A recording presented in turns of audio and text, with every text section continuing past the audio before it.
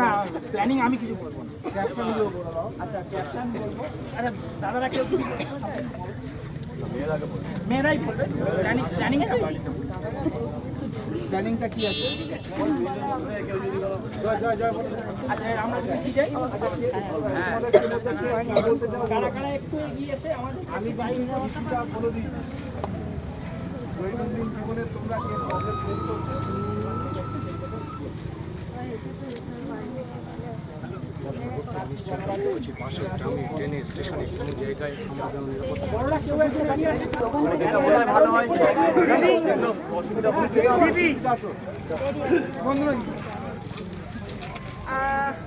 শুধু আজকে নয়, আমি চাই এই প্রতিবাদ যেন প্রতিদিন হয়, যেন এভরিডে প্রত্যেক দিন যেন আমরা রাত 12টার সময় নির্ভয় বেরোতে পারি।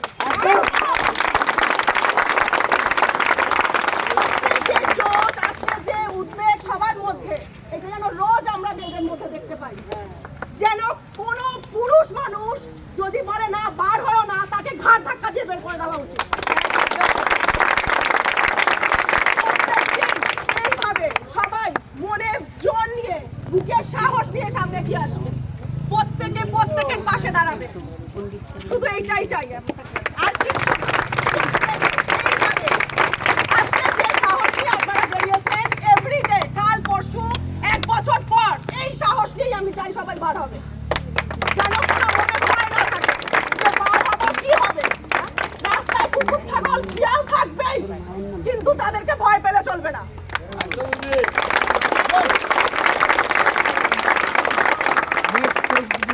ছাত্রীদের মধ্যে থেকে কেউ তোমাদের নিজস্ব কোনো সমস্যা কেউ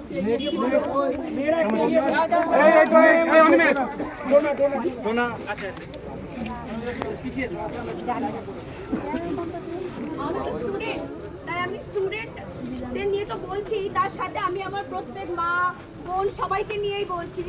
এই যেমন আমি আজকে এখনই ফিরছিলাম একটু আগে, আমার বেশ ভয় ভয় করছিল যে এই যে কিছুদিন আগে এই ঘটনাটা হয়ে গেল, আমরা সবাই যার জন্য এক প্রতিবাদ করছি। তো আমার মনে হচ্ছিল যে আমি কি সেফ বাড়িতে পৌঁছতে পারবো, আমি কি আমার বাবা মার কাছে ঠিকঠাকভাবে পৌঁছতে পারবো। আমার বাবা মার মনে নিশ্চয়ই সেই প্রশ্নটা হচ্ছিল, সবার বাবা মার মধ্যে হচ্ছিল। সবার বাবা মেয়েরা যখন বাইরে বেরোয়, তারা যতক্ষণ না বাড়িতে আসছে, তার উপর তো মরার উপর ঘরের যদি ফোনের নেটওয়ার্ক না পাওয়া যায়, তাহলে সেটা বলার তো অপেক্ষা রাখে না যে তার বাবা মাদের মনের মধ্যে কি চলে।